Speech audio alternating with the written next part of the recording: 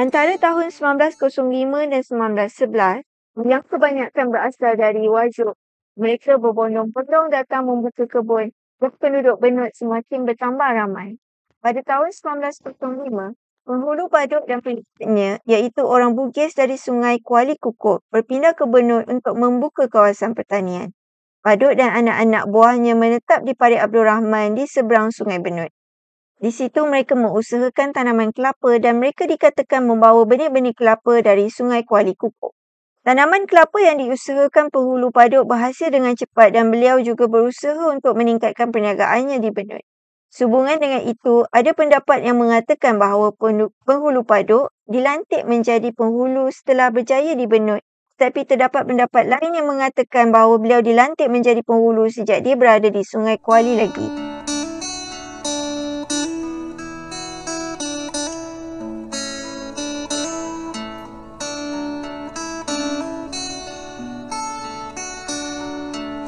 Sebenarnya terdapat juga sebahagian dari penghijrah-penghijrah Bugis yang datang mulanya menetap di kampung-kampung yang sudah dibuka oleh orang Melayu Riau. Kemudian barulah mereka membuka pertempatan baru. Di antara kelompok orang Bugis yang menetap di kampung yang sudah ada misalnya, kelompok dari Pariah Wajuk yang dipimpin oleh Daim Patikek yang pergi menetap di Parit Sayang dan kelompok Tomik Daim Mapading dari La Pak Boli. Sebahagiannya pula ada juga yang langsung membuka pertempatan sendiri dengan bantuan kelompok masing-masing. Antara mereka yang membuka pertempatan sendiri di Benut ialah Wak Jabir yang berasal dari Pariah Wajuk. Beliau datang ke Benut pada tahun 1910. Wak Jabir termasuk orang Bugis yang pertama yang tidak menetap di kampung yang sudah dibuka, tapi terus membuka pertempatan sendiri yang dikenal sehingga kini sebagai Kampung Parit Wak Jabir Darat dan Parit Wak Jabir Laut. Selain Wak Jabir, peneroka Bugis lain antaranya ialah La Makwaseng yang berasal dari Luak Wajuk datang ke Benut menjelang tahun 1912. Pada awal tahun 1920, La Makwaseng telah berpindah ke Kuala Tungkal, Riau dan dia meninggal dunia di sana.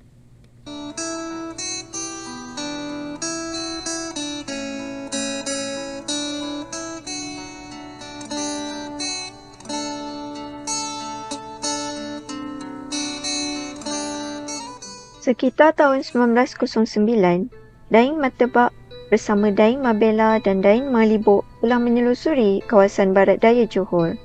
Akhirnya sampai di Kuala Tampuk yang lebih dikenal sebagai Kuala Benut ketika itu.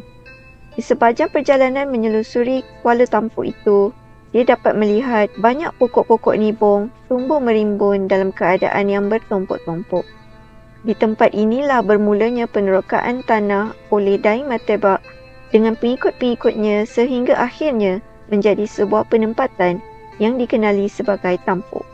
Selain datang bersama anak-anaknya, Daing Matebak juga membawa anak-anak kapal yang juga pekerjanya seramai lebih kurang 50 orang.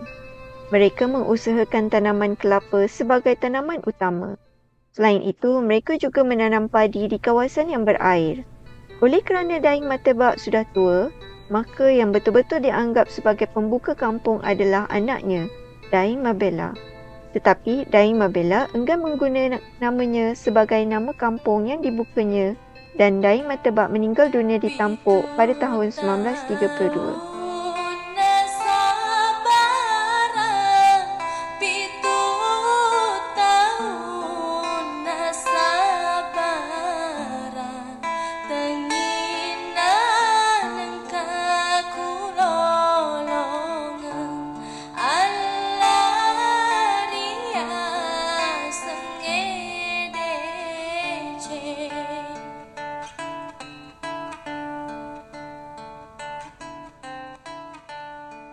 Setelah itu datang pula Abdul Karim Daing Macening, nama Bugisnya Songkeng, Ambok Tuok bersama anak-anaknya.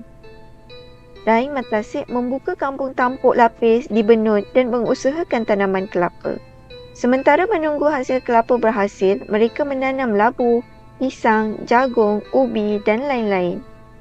Menurut ceritanya, kesuburan tanah yang memberikan hasil yang begitu banyak sehingga dikatakan terdapat berlonggok-longgok labu. Selain itu, datang pula Daing Masiga, Daing Palawa, Peta Arung Ciung yang membuka pertempatan di Benut. Manakala Wak Betak telah datang lebih awal iaitu sekitar tahun 1910 dan membuka pertempatan yang dinamakan dengan namanya iaitu Parit Betak, dan penerokaan kampung ini dilanjutkan pula oleh Wak Kuritang.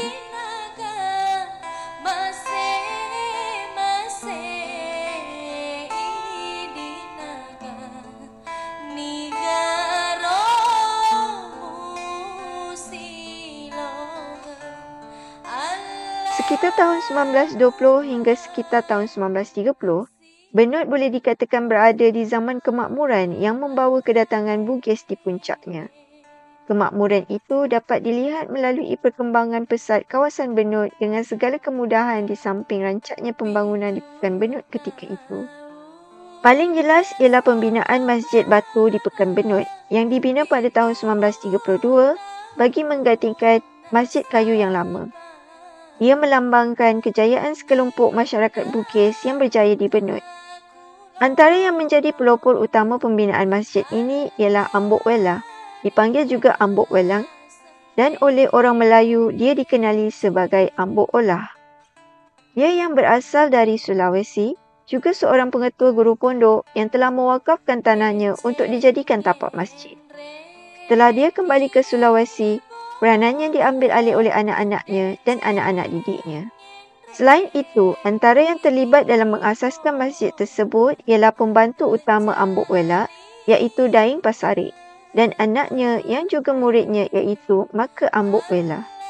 Nama-nama lain ialah seperti Abdul Kadir, Ambok Senggeng atau Mas Senggeng dan Hadadik dari Parit Abdul Rahman. Abdul Karim Daing Macening dari Parit Hasan dan Daing Mabela dari Tampuk dan lain-lain. Masjid yang menjadi mercu tanda perkembangan syiar Islam di Benut kekal sehingga sekarang, dan masjid ini juga dikenali sebagai Masjid Jamik Temenggung Dain Abdul Rahman Benut. Di kawasan Simpang 4 Benut iaitu lokasi Masjid Jamik Benut merupakan kawasan yang ramai didiami oleh orang Bugis. Antara lain iaitu Ambok Senggeng yang kemudiannya mendirikan rumah-rumah kedai yang dibina dari batu.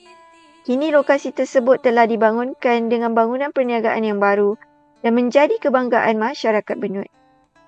Kejayaan orang Bugis di Benut yang dapat dilihat pada masa itu antaranya ialah pembinaan rumah yang dibuat daripada batu oleh beberapa orang kaya Bugis. Antara rumah batu yang pertama didirikan di Parit Abdul Rahman ialah rumah Daing Hadadik yang dibina pada tahun 1925. Selain itu, rumah Abdul Kadir juga di Parit Abdul Rahman, manakala rumah Daing Petampu yang terletak di Kampung Sungai Besar.